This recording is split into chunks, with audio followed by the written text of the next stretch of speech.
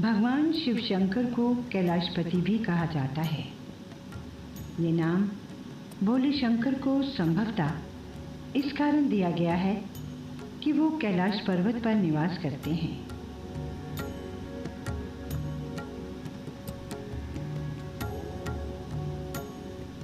भगवान शिव को प्रायः कैलाश पर्वत पर तप मुद्रा में बैठे ही दिखाया जाता है। वास्तविकता तो ये है कि भगवान को समर्पित अनेक धार्मिक तथा प्राचीन स्थल पर्वतीय क्षेत्रों में ही स्थित हैं।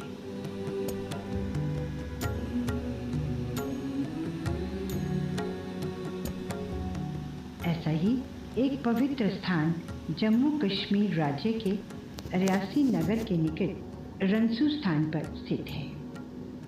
रंसू नाम का ये छोटा सा पहाड़ी नगर जम्मू से लगभग 140 किलोमीटर उत्तर की ओर पर्वतों की गोद में बसा हुआ है।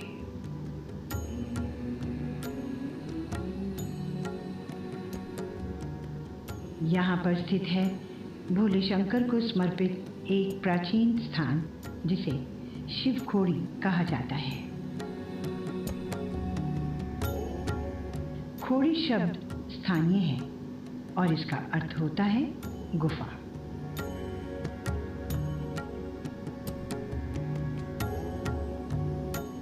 इस गुफा में भगवान शिव विराजमान हैं। इस कारण इसे शिव खोड़ी नाम दिया गया है। ये पवित्र गुफा रंसू नगर से लगभग 3 किलोमीटर दूर है। ये सारा रास्ता पैदल चलकर ही पूरा करना पड़ता है।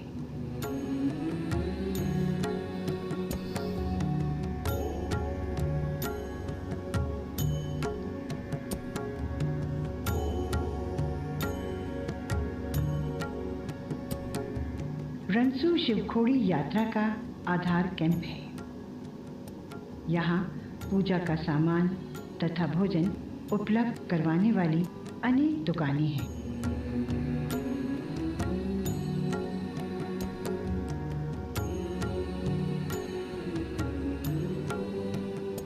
यहाँ से गुफा के द्वार तक के रास्ते का पूर्णतः नवनिर्माण किया गया है।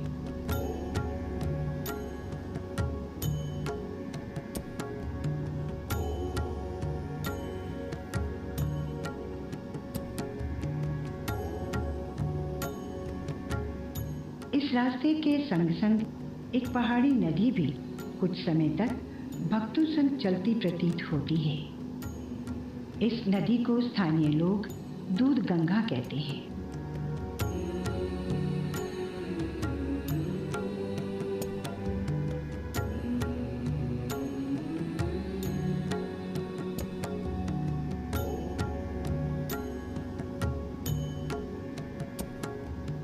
इसे नदी तो नहीं अपितु नदी की एक धारा अवश्य कहा जा सकता है।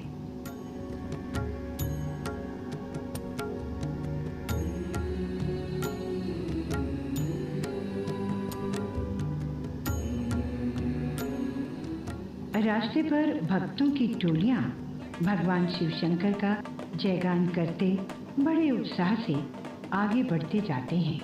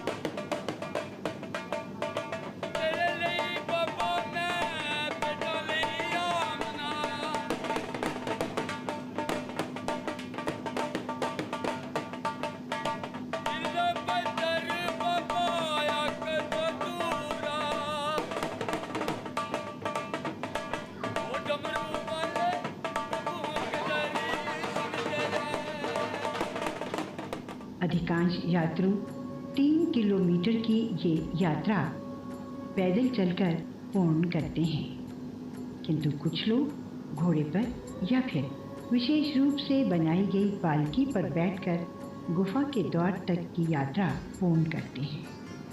घोड़े और पालकी पर बैठने वाले लोगों में धनाढ्य वर्ग के लोग या फिर बुजुर्ग व महिलाएं ही अधिक संख्या में दिखाई देती हैं।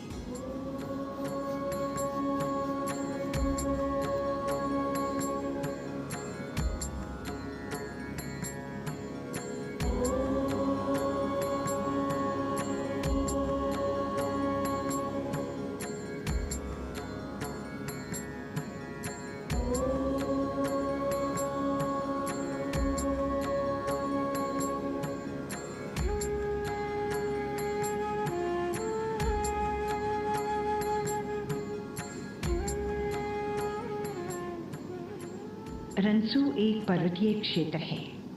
इस कारण चहुं ओर की दृश्यावली बड़ी ही मनोहारी है।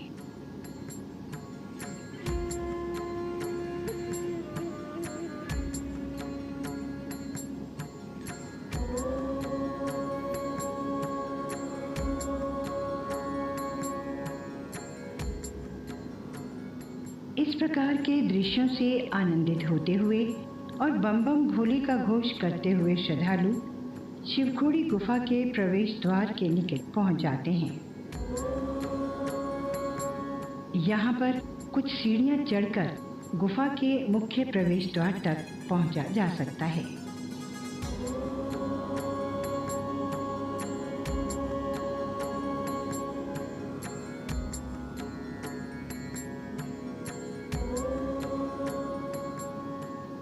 सीढ़ियों से पहले एक बड़ी ड्योढ़ी बनी हुई है। वहां से प्रवेश के उपरांत श्रद्धालु गुफा के मुख्य द्वार पर आ खड़े होते हैं।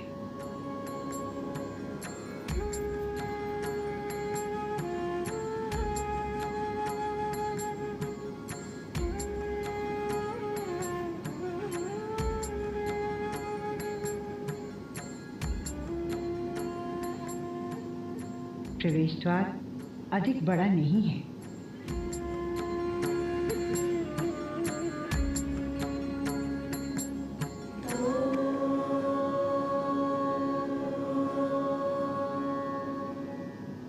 भीतर से गुफा लगभग 1 मीटर चौड़ी तथा 2 से 3 मीटर ऊंची है।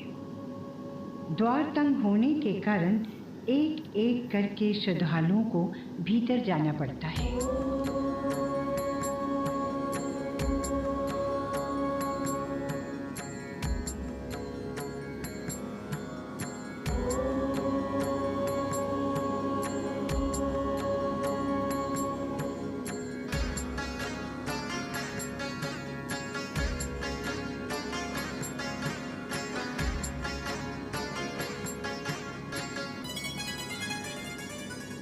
द्वार के भीतर शिलाओं पर अनेक प्रकार की आकृतियां बनी हुई हैं।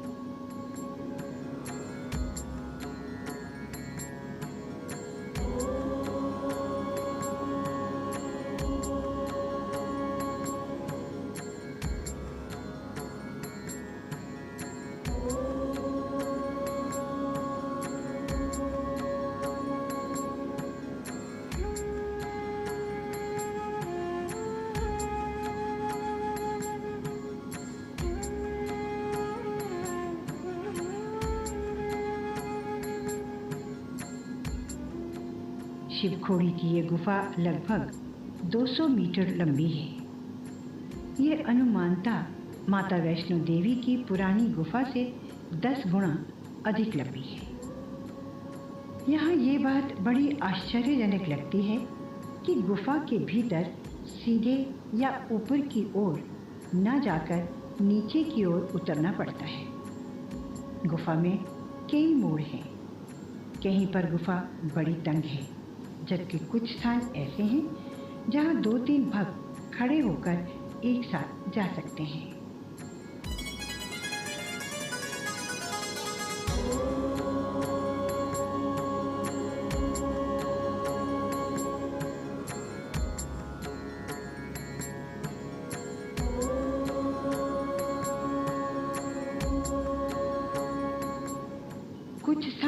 ऐसे भी हैं जहां गुफा का रास्ता तंग भी हो जाता है और साथ ही अचानक से मुड़ भी जाता है। ऐसे में भक्तों को धैर्य से अपने पग आगे बढ़ाने पड़ते हैं।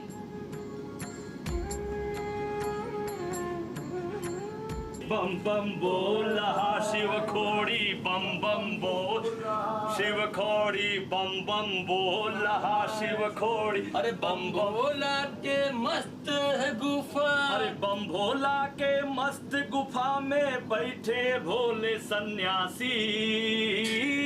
अरे बम बम बोल रहा है काशी, बम बम बोल रहा है काशी। कुछ ऐसे भी स्थल हैं जहां यात्रियों को शिराओं को पकड़ पकड़ कर आगे की ओर घिसट कर चलना पड़ता है।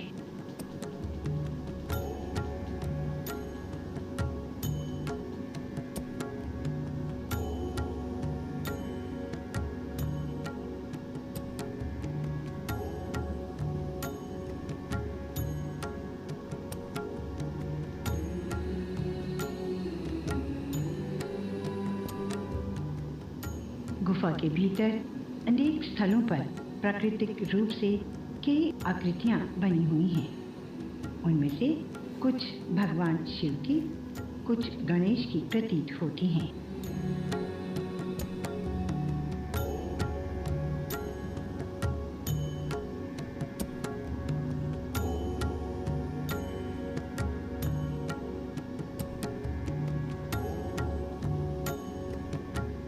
आड़े तिरछे और कई मोड़ से निकलने के उपरांत जब भक्त गुफा के भीतर अर्थात उस स्थान पर जहां भगवान शिव विराजमान हैं पहुंचता है तो वो आश्चर्यचकित रह जाते हैं।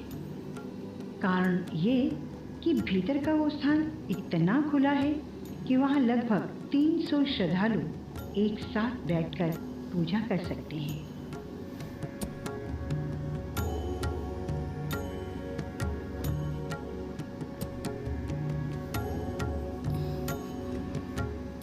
इससे भी अधिक आश्चर्यचकित कर देने वाली बात यह है कि यहाँ पूर्ण रूप से अंधेरा नहीं है। गुफा के ऊपरी भाग से प्राकृतिक प्रकाश भीतर तक पहुँच जाता है।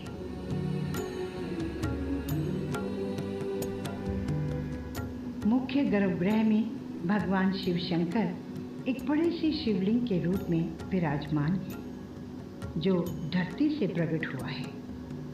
लोगों का विश्वास है कि ये शिवलिंग अनंत है, अर्थात धरती के नीचे इसका कोई अंत नहीं है।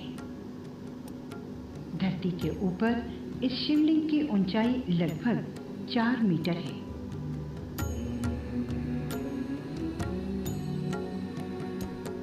यहाँ पर श्रद्धालु शीश झुकाकर भोले शंकर का आशीर्वाद प्राप्त करते हैं। स्वयंभू प्रकट हुए भगवान शिव के दर्शन कर भक्त अपने आप को धन्य मानते हैं।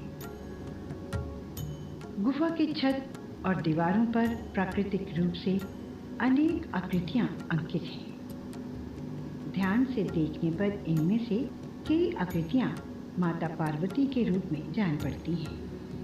इसी प्रकार कुछ आकृतियों में श्री गणेश जी के दर्शन होते हैं। कुछ आकृतियां ऐसी भी हैं जिन्हें देखकर आभास होता है कि ये नंदीगण बैठे हैं। कुछ प्राकृतिक आकृतियां नाग का रूप प्रतीत होती हैं।